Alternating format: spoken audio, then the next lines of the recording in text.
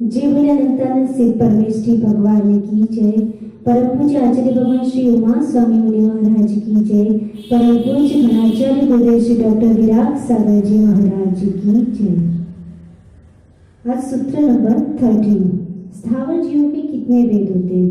Right. पृथिव्या तेजो वायु वनस्पतिः स्थावरः। पृथिव्या तेजो वायु वनस्पतयः स्थावरः। राइट।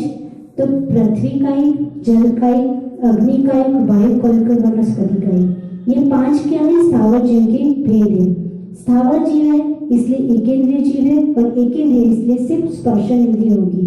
पृथ्वी का एक किसे कहते हैं? तो पृथ्वी जिनका शरीर है उसे पृथ्वी का एक, जल ही जिनका शरीर है वो जल का एक, अग्नि ही जिनका शरीर है वो अग्नि का एक, वायु ही जिनका शरीर है वो वायु का एक, और वनस्पति जिनका शरीर है वो वनस्पति का एक जीव कहते हैं। ये तो अपन ने बहुत ऊपर से मोटी मोटी तरह से अपन ने देख लिया, लेकिन यदि साइंस स्थावर जीवों को पकड़ने के लिए ट्राई करे, स्थावर जीवों को कैच करने के लिए ट्राई करे, तो उसको डिफाइन करना बहुत ही टफ हो जाता है। राइट। कैसे? जैसे आजकल लोग बोलते हैं कि जल में इतने इतने इतने हजार जीव होते, तो ये कोई बहुत ही बड़ी कोई तथ्य नहीं है, बहुत ही बड़ी कोई साइंस ने रिसर्च नहीं कर दी है। क्यों? क्योंकि जल खुद ही एक जीवन है, जल अपने आप में जीवन है, जल अपने आप में जीव है। तो फिर जल अपने आप में जीव है तो जल में क्या फिर अपन जीव कहेंगे? राइट। तो जल का एक जीव को तो अपन पकड़ ही नहीं सकते हैं। जल में रहने वाले जो जीव है उसमें अपन काउंटिंग कर सकते कि 36,450 जीव मिले, लेकिन जल का एक जीव को तो कोई कैच ही नहीं कर सकता, ना उसको कोई साइंस काउंट कर सकता है। क्यों? क्योंकि वो तो अंकुर के असंख्यात भाग वाले, अवगाहना वाले, एक फूल में पता नहीं कितने जीव होंगे। राइट। बहुत सारे जीव होंगे। तो ये साइंस अभी तक स्थावर जीवों को कैच करना साइंस के लिए भी एक बहुत बड़ी चैलेंज है। नेक्स्ट बात, जब अपन देखते हैं अग्नि का है, तो एक बार बहुत ही एक अच्छा आर्टिकल पढ़ने में आया था और बहुत अच्छा साइंस ने रिसर्च करके बताया था कि अग्नि भी जीव है। कैसे? तो उन्होंने 700 सेंटीग्रेड टेम्परेचर पर लगभग 8600 फीट गहरा एक ज्वालामुखी है, और उसमें उन्होंने बोला कि इसमें अग्नि जीव पाया जाता है। तो आप सोचिए कि 700 सेंटीग्रेड टेम्परेचर पे कोई जीव जिंदा तक नहीं रह सकता है, और उतने टेम्परेचर पे यदि उन्होंने ये बताया साइंस ने कि इसमें अग्नि का एक जीव पाया गया, तो अपने आचार्यों ने जो बोला है कि अग्नि का एक जीव है ना, वो कितना सही है। मीन्स अग्नि ही जिसका शरीर है उसे अग्नि का एक जीव कहते हैं। तो इतने टेम्परेचर पे साइंस ने यदि ये रिसर्च करके बताया कि उनको अग्नि जीव मिल गया, तो ये कितना उन्होंने ट्राई किया है स्थावर को कैच करने का। ऐसे ही वनस्पति में जीव है, वो डॉक्टर जगदीश चंद्र बसु का आर्टिकल है ही, उन्होंने प्रूव करके बताया था कि वनस्पति में भी जीव है। तो अपन और आगे समझते हैं कि ये स्थावर जीव की डेफिनेशन, स्थावर जीव का फिनिश हो गया। अब त्रस जीवों के भेद, तो उसका सूत्र है द्विनिंद्रिया त्रयस्तसा द्विनिंद्रिया दयस्त्रशः। द्विनिंद्रिय दयस्त्रशः। राइट। 2 इंद्रिय, 3 इंद्रिय, 4 इंद्रिय और 5 इंद्रिय, इसको क्या कहते हैं? त्रस कहते हैं। राइट। तो ये क्या है? 2 इंद्रिय, 3 इंद्रिय, 4 इंद्रिय और 5 इंद्रिय, ये त्रस है। और त्रस जीव है। आप सोचिए कि कितना सूक्ष्म वर्णन अपने आचार्यों ने, जैनाचार्यों ने किया हुआ है। कोई एक बच्चा था, वो बहुत ही अच्छा एक प्राउड में गर्व के साथ एक साधु के सामने बैठा था, स्टूडेंट था, और साधु ने उससे पूछ लिया कि व्हाट्स योर एजुकेशन, आपका एजुकेशन क्या है? तो उसने बोला कि now I am past my MSc, means मैं मास्टर ऑफ साइंस हूँ और मेरी एमएससी मैंने पास कर चुका हूँ। तो साधु ने उससे पूछा, do you know what do you mean by soul, what is living being, what is non living being? Right. लोक क्या है, अलोक क्या है, क्या तुमको पता है? जब तुम्हें जीव और अजीव के बारे में ही नहीं पता है, तो how can you tell that you are master of science? फिर आप कैसे कह सकते हो कि आप मास्टर ऑफ साइंस हो? आपको लोक और अलोक में होने वाले परिवर्तन के बारे में ही नहीं पता है, तो फिर आप मास्टर ऑफ साइंस कैसे हो? सिर्फ आपने एक सब्जेक्ट में थोड़ा सा ज्ञान प्राप्त कर लिया और आपको लग रहा है कि मैं मास्टर ऑफ साइंस हूँ, मैंने बहुत कुछ जान लिया है। नो। तो जो जैनिज्म में आचार्य महाराज ने जो डेफिनेशन अपने को जितना सूक्ष्म वर्णन किया है, राइट, वो आजकल के साइंस में भी मास्टर ऑफ साइंस वाला स्टूडेंट भी नहीं बता सकता है। तो हमको इस बात का प्राउड होना चाहिए। और जो ये है 2 से 5 इंद्रिय प्लस है, और अब इंद्रियों की संख्या क्या होती है वो समझते हैं। तो पंचेंद्रियाणी, राइट, 5 प्रकार की इंद्रिया होती है, 5 इंद्रिया होती है, स्पर्श, रसन, घ्राण, चक्षु और कर्ण। अब पहली बात है कि इंद्रिय किसे कहते हैं। तो संसारी जीव और आत्मा की जिससे पहचान की जाती है, जिस चिन्हों के द्वारा पहचान की जाती है, उसे इंद्रिय कहते हैं। इंद्रिय 2 प्रकार की होती है, राइट, द्विविधानी। क्या इंद्रिय, जो 5 इंद्रिय तो स्पर्श, रसन, घ्राण, चक्षु और कर्ण तो बता ही दिया, लेकिन इंद्रियों की जो मूल भेद है उसको आचार्य महाराज ने बताया है द्विविधानी, यानी 2 प्रकार की होती है। कौन कौन सी? तो उन्होंने द्रव्येंद्रिय और भावेंद्रिय। अब आगे उन्होंने द्रव्येंद्रिय का क्या स्वरूप है वो एक्सप्लेन किया है। 70 नंबर का सूत्र, उसमें उन्होंने बताया है निवृत्त उपकरणे द्रव्येंद्रियम और लब्ध्योपयोगो भावेंद्रियम, राइट। जो निवृत्ति और उपकरण है उसे क्या कह दिया उन्होंने? द्रव्येंद्रिय कह दिया। अब क्वेश्चन है निवृत्ति किसे कहते हैं? तो निवृत्ति का मतलब संरचना है ना, कोई भी नियत आकार वाली रचना विशेष को क्या कहते हैं? निवृत्ति कहते हैं। निवृत्ति के भी 2 पार्ट है, आभ्यंतर निवृत्ति और बाह्य निवृत्ति। आभ्यंतर निवृत्ति किसे कहते हैं? कि जो आपने आत्म प्रदेश है उसका इंद्रियाकार हो जाना, उसे क्या कहते हैं? आभ्यंतर निवृत्ति। लेकिन बाह्य निवृत्ति किसे कहेंगे? तो जो इंद्रियाकार हुए आत्म प्रदेश था उसका उन प्रदेशों में पुद्गल परमाणुओं का भी इंद्रियाकार हो जाना, उसे क्या कहेंगे? बाह्यंतर निवृत्ति कहेंगे। ठीक है। अब उपकरण किसे कहते हैं? तो जो निवृत्ति के जो सहायक होते हैं उसे उपकरण कहते हैं। उपकरण के भी 2 पार्ट है, आभ्यंतर और बाह्य उपकरण। कैसे? जैसे ये टच स्पर्श इंद्रिय है, तो इसमें जो रोम, छिद्र, स्किन, ये सब क्या है? अपना बाह्य उपकरण। और जो अंदर मांस, मज्जा, खून, ये सब क्या हो गए? हड्डी, ये सब हो जाएगा आपका आंतरिक उपकरण। ठीक। अब जैसे रसनेंद्रिय में आप देखिए तो होठ जो आपके लिप्स है वो बाह्य उपकरण हो जाएगा, और जो अंदर मुख के अंदर जो आपके दांत है, जीभ है, तालू है, वो सब क्या हो जाएगा? आंतरिक उपकरण हो जाएगा। नाक के जो बाह्य का प्रदेश है वो आपका बाह्य उपकरण हो जाएगा, और जो अंदर का प्रदेश है, राइट, नालिका, वो सब आपका क्या हो जाएगा? आभ्यंतर उपकरण हो जाएगा। जो चक्षु इंद्रिय में ये भौहें, पलके, ये सब आपका हो जाएगा बाह्य उपकरण, और जो अंदर रेटिना, लेंस, ये सब है वो आपका आभ्यंतर उपकरण हो जाएगा। वैसे ही कर्ण इंद्रिय में जो बाहर जो शेप दिख रहा है आपको वो आपका बाह्य उपकरण हो जाएगा, और जो अंदर पर्दा आदि होते हैं वो सब क्या हो जाएगा? आभ्यंतर उपकरण हो जाएगा। तो ये सारी बातें अपने आचार्य महाराज ने बताई है। अब बात है कि नेक्स्ट भावेंद्रिय का स्वरूप क्या है? तो लब्ध्योपयोग को भावेंद्रिय, लब्धि और उपयोग को क्या कहते हैं? भावेंद्रिय कहते हैं। लब्धि किसे कहते हैं? सबसे पहली बात है तो लब्धि का मतलब होता है योग्यता, जानने की जिसमें सामर्थ्य होती है उसे लब्धि कहते हैं। और लब्धि का अपन सिंपल फॉर्म में समझे तो लब्धि का मतलब होता है कि जो ज्ञानामणि कर्म का जो क्षयक्षम हो जाता है उसे अपन क्या कहेंगे? लब्धि कहते हैं। ज्ञानामणि कर्म का क्षयक्षम को ही लब्धि कहते हैं। और उपयोग किसे कहते हैं? तो द्रव्येंद्र की रचना के लिए जो आत्मा में जो परिणाम होते हैं, जो जीव में जो परिणाम होते हैं, उसे यहाँ पे क्या कहेंगे? उपयोग कहेंगे। तो लब्धि और उपयोग को भावेंद्रिय कहते हैं। ये कितना सूक्ष्म, कितना डिटेल नॉलेज है। जैसे आज के समय में किसी की आंख है, राइट, तो आंख होती है, उसको बाहर की जो पलके, भौहें, इन सब में डिफेक्ट आ सकता है, लेकिन अंदर की रचना होती है जो भावेंद्रिय होती है उसमें वो तो ऐसी की ऐसी बरकरार रहती है। कैसे? कि जैसे किसी की आंख खराब हो गई तो दूसरे व्यक्ति की आंख अपन क्या कर देते? ट्रांसप्लांट कर देते। तो अपन ट्रांसप्लांट कर देते और व्यक्ति को जिसकी आंख खराब होगी तो उसको दिखाई देने लगता है। तो ये क्या हुआ कि अपन ने ट्रांसप्लांट की, उसको दिखने लगा, लेकिन यदि खुद का ही क्षयक्षम ना हो तो फिर क्या होगा? तो फिर तो वो एक सिर्फ खिड़की का काम करेगी, और खिड़की से क्या दिखेगा? तो द्रव्येंद्रिय तो सिर्फ एक खिड़की है ना। द्रव्येंद्रिय फिर क्या काम करेगी? जो दिखाई देने वाला है, जिससे दिखता है, वो तो क्या है? भावेंद्रिय है। तो ये फिर लब्धि और उपयोग के निमित्त से होती है। तो लब्धि और उपयोग के बारे में अपन ने समझ लिया। यानी आप सोचिए जब अपने जैनाचार्य थे उनके पास कितना सूक्ष्म नॉलेज था, कितना डीप नॉलेज था, उन्होंने कितना डीप डिफाइन किया है, राइट। आज की पूरी बॉटनी ला दे तो भी इतना अच्छा कहीं डिफाइन नहीं मिलेगा जितना जैनाचार्यों ने अपने शास्त्रों में डिफाइन किया है।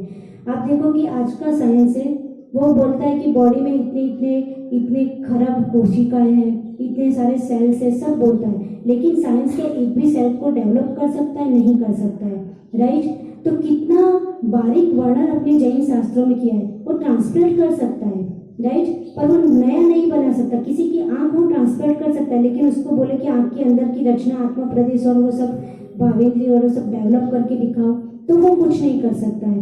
तो अपने आचार्यों ने जिनको इसका ज्यादा ज्ञान है ना, वो कैसे रचना हुई, कैसे काम करता है, वो ज्यादा साइंटिस्ट बड़े हैं कि फिर जो सिर्फ ट्रांसप्लांट कर देते हैं वो बड़े साइंटिस्ट हैं, जिनको इसकी पूरी अंदर की रचना का कैसे वो होता है उसका ज्यादा ज्ञान है, जिन्होंने ये सब डिफाइन किया हुआ है अपने शास्त्रों में, वो सबसे बड़े साइंटिस्ट हैं। तो आज अपन इतना ही रखते हैं, फिर आगे अपन नेक्स्ट सूत्र पढ़ेंगे। जय बोले घनाचार्य गुरुदेव श्री विराट सागर जी महाराज की जय। अपन अब आगे समझते इंद्रियों के नाम और उसके विषय कौन कौन से होते हैं 19 और 20 नंबर के सूत्र में। स्पर्शन रसन घ्राण चक्षु श्रोत्राणि, स्पर्शन रसन घ्राण चक्षु श्रोत्राणि, राइट। और 20 नंबर का सूत्र है उसके विषय स्पर्श रस गंध वर्ण शब्दास तदर्थः, स्पर्श रस गंध वर्ण शब्दास तदर्थः, ठीक। ये दोनों सूत्र इंद्रियों के नाम बताए यहाँ पे स्पर्शन रसन रसना घ्राण चक्षु और कर्ण, टच टेस्ट स्मेल आइस और ईयर, ये 5 इंद्रियों के नाम हैं। स्पर्शन में जो अपन टच करके जिस चीज़ को जानते हैं उसे स्पर्शन इंद्रिय कहते हैं, टेस्ट करके जाना जाए उसे रसना इंद्रिय कहते हैं, स्मेल करके जाना जाए उसे घ्राण इंद्रिय कहते हैं, और आइस के द्वारा देख के जो जाना जाए उसे चक्षु इंद्रिय कहते हैं, और सुन के कानों के द्वारा जो जाना जाए उसे कर्ण इंद्रिय कहते हैं। ये तो हो गए 5 इंद्रियों के नाम, राइट। पर ऐसा नहीं हो सकता एक इंद्रिय होगी तो आपको सिर्फ स्पर्शन इंद्रिय होगी, सिर्फ टच वाली इंद्रिय, उस ऐसा नहीं होगा कि एक इंद्रिय तो है तो आपको चक्षु इंद्रिय मिल जाए या कर्ण इंद्रिय या रसना या घ्राण मिल जाए। नो, आपको यदि एक इंद्रिय कोई जीव है तो कौन सी इंद्रिय होगी उसके पास? Only touch sense. यदि उसके पास 2 इंद्रिय होगी तो उसके पास 2 सेंसेस होगी। कौन कौन सी? फर्स्ट इज स्पर्शन means touch and next is taste. स्पर्शन और रसना 2 ही सेंसेस उसको मिलेगी। ऐसा नहीं हो सकता कि उसको स्पर्शन भी मिले और चक्षु मिले, नो, सीक्वेंस मेंटेन रहेगी। यदि 3 सेंसेस कोई जीव होगा तो उसको स्पर्शन रसना और घ्राण ये 3 ही मिलेगी और कोई सीक्वेंस नहीं मिलेगी। यदि 4 इंद्रिय कोई जीव होगा तो उसमें स्पर्शन रसना घ्राण और चक्षु ये 4 इंद्रिय मिलेगी। और यदि 5 इंद्रिय कोई जीव होगा तो उसको 5 इंद्रिय स्पर्शन रसना घ्राण चक्षु और कर्ण ये 5 इंद्रिय उसको मिलेगी। पर कभी भी ये सीक्वेंस डिसऑर्डर नहीं हो सकता, में स्पर्शन मिले और रसना मिले किसी को और डायरेक्ट फिर कर्ण मिल जाए, स्पर्शन रसना और कर्ण, नो। यदि उसको मिलेगी तो सीक्वेंस से ही मिलेगी। किसी को स्पर्शन चक्षु और कर्ण मिल जाए तो भी पॉसिबल नहीं है, किसी को स्पर्शन और घ्राण मिल जाए, नो, ये सीक्वेंस मेंटेन होती है। तो आप सोचिए कि जो अपने जैनाचार्यों ने कितना एक इंद्रियों के नाम लिखे, सेंसेस नेम लिखे, वो भी कितना साइंटिफिक और कितना सीक्वेंस से लिखे। उन्होंने कितना सूक्ष्म और डीप नॉलेज उन्होंने अपने को दिया है कि जीव होता है कोई भी, उसको किस तरह से कौन सी सेंस मिलती है, कौन सी इंद्रिय मिलती है, कैसे उसमें सेंसेस का विकास होता है, इंद्रियों का विकास होता है, और कैसे वो उसका जीव का एक इंद्रिय से लेके 5 इंद्रिय को कैसे वो प्राप्त कर सकता है। कितना डीप नॉलेज उन्होंने अपने को डिस्क्राइब करके इतने साल पहले ही दे दिया था, है ना। तो अपने लिए ये बहुत प्राउड की बात है। अब नेक्स्ट अपन समझते हैं कि उसके 5 इंद्रियों के विषय तो ऑलरेडी अपन समझ चुके हैं कि स्पर्श इंद्रिय है तो स्पर्श करके यानी टच करके, टेस्ट करके, स्मेल करके, और सुन के और देख के अपने को पांचों इंद्रियों का ज्ञान होता है। अब नेक्स्ट अपन समझते हैं मन का विषय क्या है। ये तो आपने इंद्रियों के सेंसेस के बारे में समझा, 5 सेंसेस होती है और 6 नंबर की जिसको अपन बोलते हैं 6 सेंस, दैट मीन्स व्हाट, मन, राइट। सोचो अपने आचार्य ने कितना साइंटिफिकली इतने सालों पहले बता दिया। आज के समय में भी लोग बोलते हैं 6 sense, right. 6 sense means what, मन से। तो 5 इंद्रियों, और यहाँ पे भी आचार्य महाराज ने 5 इंद्रियों का डिस्क्रिप्शन दिया और उसके बाद 6 सेंस जो है मीन्स मन, उसके बारे में डिस्क्राइब किया है, राइट। तो कभी कभी लगता है कि साइंस भी जैनिज्म को बेस बना के ही कुछ कहता होगा। मन का विषय है श्रुत मनिंद्रियस्य, राइट। श्रुतम अनिंद्रियस्य, यानी श्रुत है अनिंद्रिय। अनिंद्रिय किसको कहते हैं, मन को कहते हैं। और अपन ने जो श्रुत ज्ञान की परिभाषा, जो डेफिनेशन पहले समझी थी, उसमें क्या था कि जो मति ज्ञान से जो नॉलेज गेट हुआ है उसको और डीपली और विशेष रूप से जानने की इच्छा होना, उसे श्रुत ज्ञान कहते हैं। और श्रुत ज्ञान कैसे होता है, इंद्रिय और मन की सहायता से होता है। और यहाँ आचार्य महाराज ने कह दिया श्रुतम अनिंद्रिय से, यानी श्रुत ज्ञान होता है वो अनिंद्रिय, दैट मीन्स मन से होता है। फिर यहाँ इंद्रियों को डिफाइन क्यों नहीं किया गया, तो इसलिए नहीं किया गया कि यहाँ कौन से श्रुत की बात की है, या श्रुत दैट मीन्स जिनवाणी रूप श्रुत की बात की है, जिनवाणी की बात की है। तो जिनवाणी को कौन जान सकता है, जिसके पास मन होता है वही जीव जिनवाणी को ग्रहण कर सकता है। अंग बाह्य अंग प्रविष्ट जो अपन समझे थे, उसका ज्ञान किसको हो सकता है, जिसके पास मन होता है उसको ही जिनवाणी का ज्ञान हो सकता है। सोचो अपन कितने पुण्यशाली है, कितने लकी है, कितनी अपन ने साधना की होगी कि आज अपने पास 5 इंद्रियां तो है ही, लेकिन उसके साथ मन भी है अपना, और मन भी एकदम स्ट्रॉन्ग और समझदार है अपन, राइट। यदि अपन कोई विकल होता और फिर या तो फिर मन थोड़ा इतना उसका स्ट्रॉन्ग ना होता, इतना समझदार ना होता, थोड़ा कम दिमाग वाला होता, राइट, तो उसको सेंस 6 सेंस मिलने के बाद भी उसको क्या बेनिफिट होगा, मन होने के बाद भी उसको क्या बेनिफिट होता, कुछ बेनिफिट ना होता, मीन्स वो जिनवाणी को ग्रहण नहीं कर सकता था, राइट।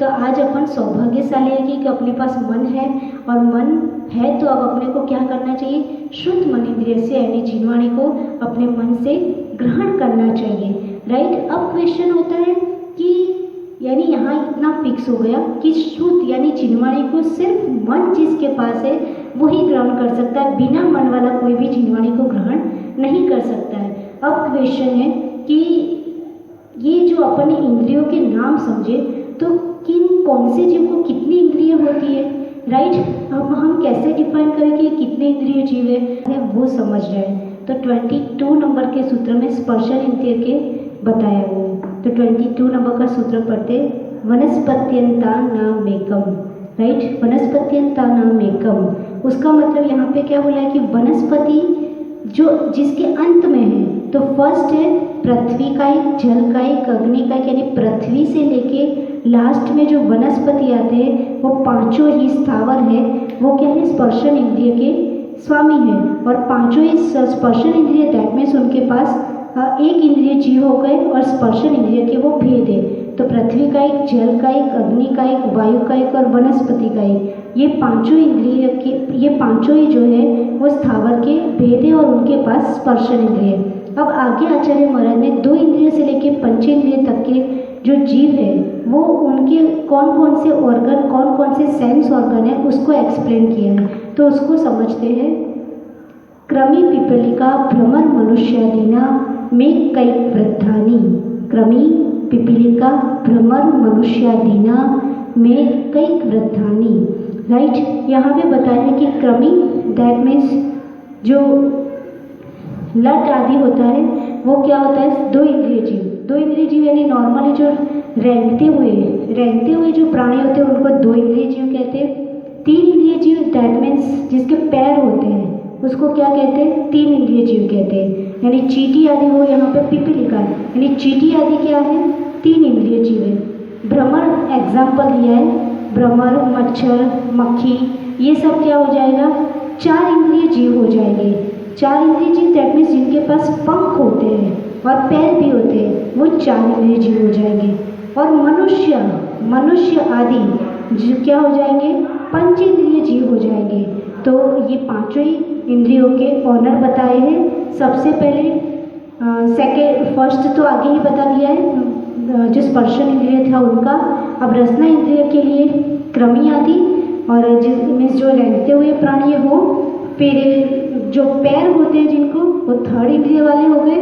जिनके पैर भी और पंख भी हैं वो चार इंद्रिय जीव हो गए। और पंच इंद्रिय जीव जिनके फुल पांचों इंद्रिय, पांचों सेंस ऑर्गन्स है, वो हो जाएंगे पंच इंद्रिय जीव। तो ये एग्जाम्पल आचार्य महाराज ने बता दिए। अब आगे अपन समझते हैं कि ये पांचों इंद्रियों के सेंसेस के जो ऑनर थे वो बताए, लेकिन आगे मन का, समनस्क का लक्षण बताए, कैरेक्टरिस्टिक्स ऑफ समनस्क, यानी जो मन सहित जीव होते हैं उनकी कैरेक्टरिस्टिक्स क्या है।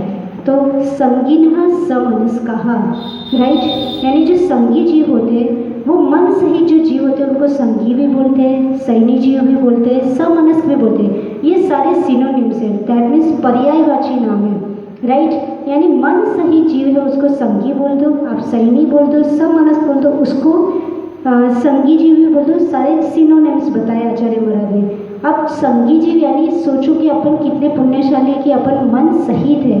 मन सहित होने के बाद भी यदि अपन जिनवाणी का स्वाध्याय नहीं कर रहे तो इससे दुर्भाग्य किसका कहा जाएगा, राइट। पांचों इंद्रियां भी मिली, मन भी मिला। पहले के टाइम में ऐसी प्रथा रहती थी कि कहा जाता था कि पहले जिनवाणी की 4 लाइन पढ़ लीजिए फिर सब अपने अपना काम कीजिए, है ना। पर आज के समय में ऐसा नहीं है। तो अपने को ये सोचना चाहिए कि अपने को मन मिला है तो हम कितना उसका यूटिलाइज करें, कितना हम जिनवाणी का स्वाध्याय करें, कितना श्रवण करें, कितना सुने उसको, कितना उसको पढ़े, कितना पढ़ाए, राइट। हम उसका पूरा यूटिलाइज करें अपने मन का, तब जाके अपना संगी होना सार्थक है। बाकी तो अपन मन वाले रहे अथवा बिना मन वाले रहे, उसमें कोई चेंजेस नहीं आता यदि अपन कुछ भी नहीं कर रहे, यदि अपन धर्म नहीं कर रहे, संयम का पालन नहीं कर रहे, शास्त्र स्वाध्याय नहीं कर रहे, धार्मिक क्रियाओं में भाग नहीं ले रहे, दान नहीं दे रहे, कुछ भी नहीं कर रहे, तो अपने पास मन है अथवा नहीं है उसमें कोई ज़्यादा फर्क नहीं रहता है। तो हमको मन मिला है तो हम सब कुछ करने के लिए कैपेबल है, इसलिए हम अपना मन का यूटिलाइज अच्छे मोक्ष मार्ग को प्रशस्त बनाने के लिए हमेशा करते रहे, इसी पुनीत भावना के साथ। अब नेक्स्ट सूत्र अपन आगे फिर पढ़ेंगे।